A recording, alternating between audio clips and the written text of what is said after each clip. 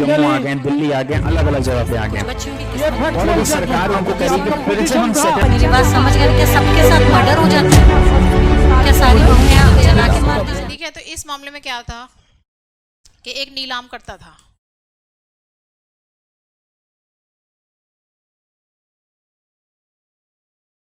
ए, और एक बी व्यक्ति था जिसकी जमीन थी, एक प्रॉपर्टी थी जिसकी।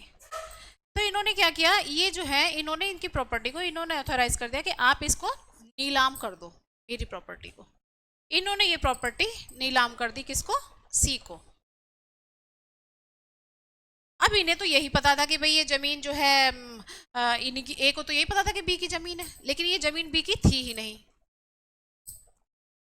ये जमीन बी की थी ही नहीं।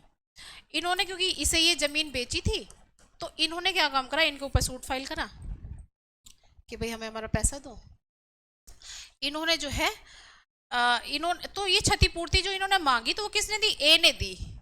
तो अब ये मामला आया कि फिर जब ये कोर्ट ने कहा कि भाई इन्होंने तो अपने विधि का कोई उल्लंघन नहीं किया, कोई इनका विद्वेषपूर्ण आशय नहीं था, अच्छे आशय के साथ किया, ईमानदारी से अपना काम किया, तो इन्हें फिर ए बी से जो है उसको, जो इन्होंने इसको क्षतिपूर्ति दी थी वो इनसे इन्हें दिलवाई गई।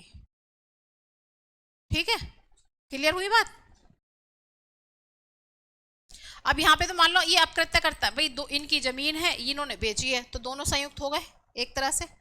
जिसे दीक्षा को समझ में नहीं आ रहा शायद, है ना? बोल दो बेटा, वो तो मैं दूसरे तरीके से समझा दूंगी, इसमें कोई बात नहीं। ठीक है, तो ये अब ये दोनों अपकृत्य करता है संयुक्त, तो इन्होंने जो है जमीन बेची इनकी, अब इनके साथ भूल हुई, इन्हें पता ही नहीं था, इन्होंने इनके साथ फ्रॉड किया।